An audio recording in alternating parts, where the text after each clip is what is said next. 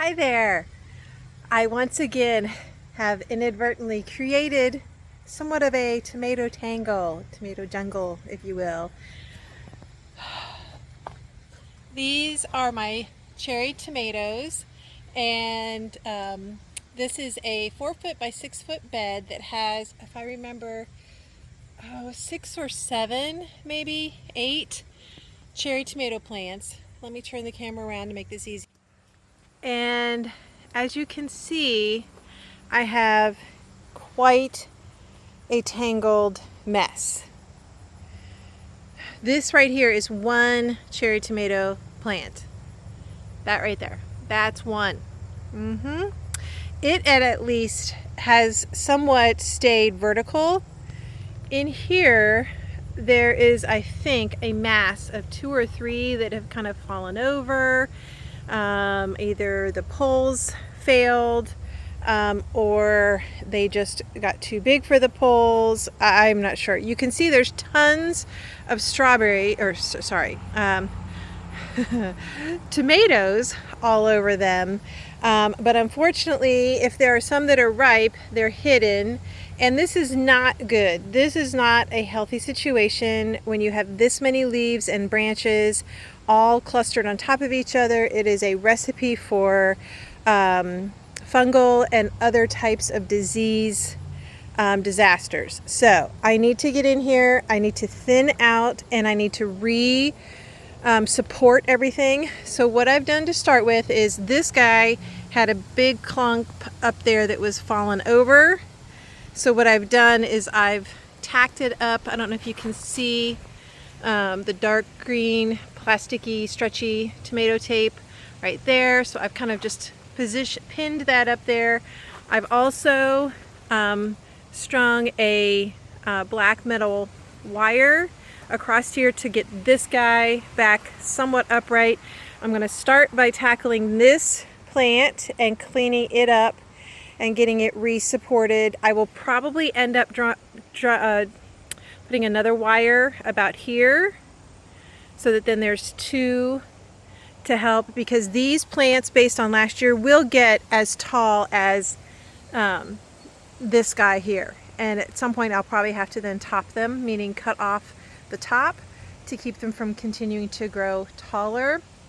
You can see I've got some here that have started to go up this trellis, which was what was my original intention. This plant here and the one on the other side of the bed on the other corner, my original intention was to let them trellis along the cattle panel here. So they just got ahead of me. The weather was super hot and I just and get it done. So that's today's project. So basically what I'm going to do is I'm going to come in and oh, I shouldn't have turned around, sorry. So what I'm going to basically do is get them somewhat stable, and then starting from the bottom I will come in and get rid of branches from the bottom and then gradually work my way up, looking to see where there's stuff that doesn't have very much fruit on it, and cut those off first, just to start to be able to get to see what we've got going on here and get some airflow. And unfortunately, yes, and I've already cut off one branch that had some tomatoes on it. That is going to have to happen in order to get these guys back in good shape.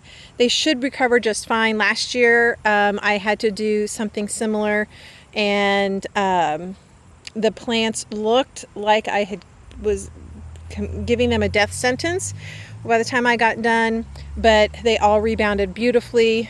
Tomato plants tend to do a great job growing new leaves when they get cut back, which is why a lot of people say you can really get them to a single stem with very few leaves and they'll do just fine. So, and if you want to check that out, that was last year's video called Taming the Tomato Jungle.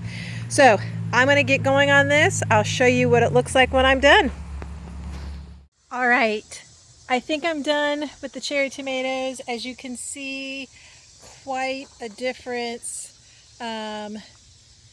from how they looked before I started. Let me get the camera turned around. So you can now see where every plant starts, where the roots go in.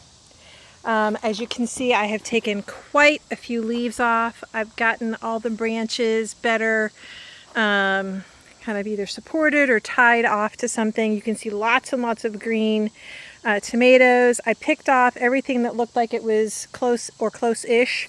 There's a few that still have some color on them that I'm leaving in here for now. And we will see how this goes. There are some stalks that are kind of damaged, so I'm not sure how that's going to go. There are some leaves that are already very wilty and unhappy looking. I'm going to give everybody a good handful of tomato tone fertilizer with some extra boost of bone meal, as well as a good watering, and keep my fingers crossed. They should bounce back. That's what happened last year when I did something like this. We will see. They were a super tangled on top of each other, all mixed together mess right here.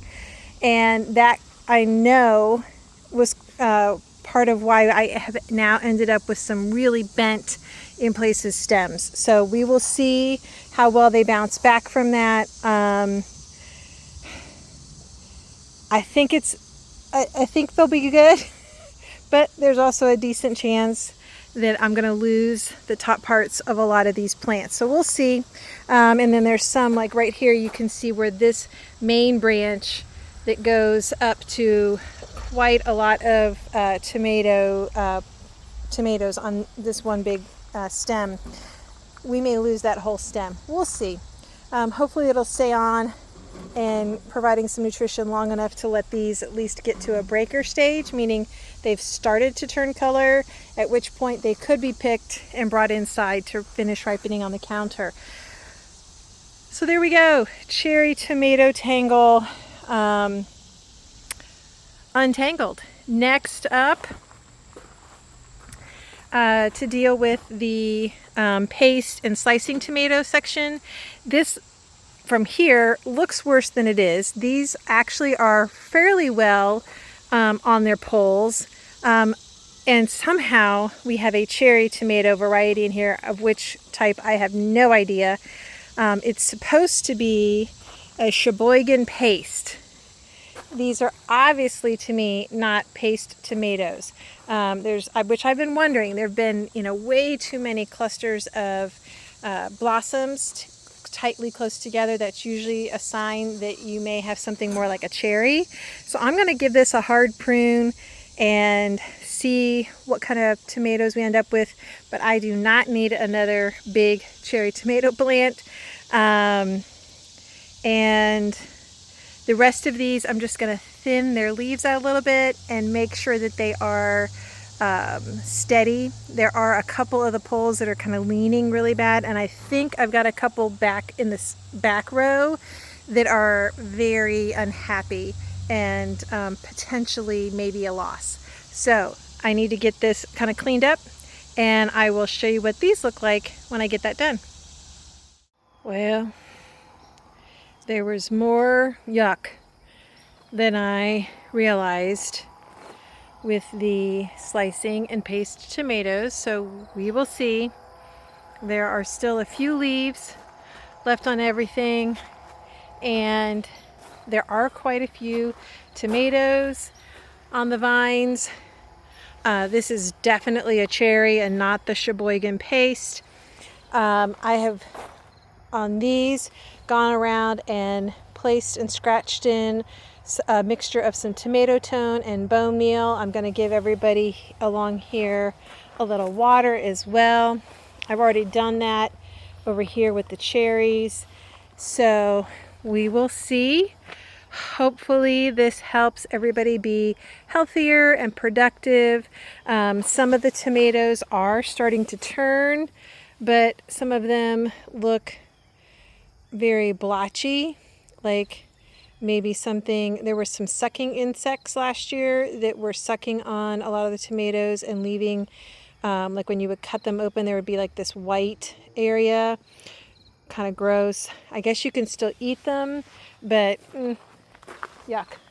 So, and again, also kind of like with the cherries, the stuff that has at least looking like it's about halfway starting to ripen. I'm going ahead and picking. Like you can see here, there's that white area. I'm guessing that's an area where a sucking insect has gotten to that. So we shall see. Some of these are really heavy, and that was causing some struggles with some of the vines. I actually lost a few when they just basically fell off from the sheer weight. So we will see. I will give you an update in another couple weeks and see how this goes. Hi there. I have held off posting this video about pruning up my tomatoes this year because I wanted to wait to show you what happens later and how the extreme measures that I went to has really helped my tomatoes. So hold on and let me get this camera turned around. All right, so as you can see, what was the area that had the worst stuff that looked like this a couple months ago, it is now mid-September. So I think it was, I'll correct this on the video if I'm wrong, but I think it was sometime mid-July, so about 2 months ago. This whole area here was very overgrown. Plants had grown on top of each other, and there was a lot that looked damaged, like fungal, and had gotten very crispy. And so there was a ton of foliage that I pruned back. I tried to take vines and attach them to the fencing around, or I shored up the, like a pole. This one was like way leaning over.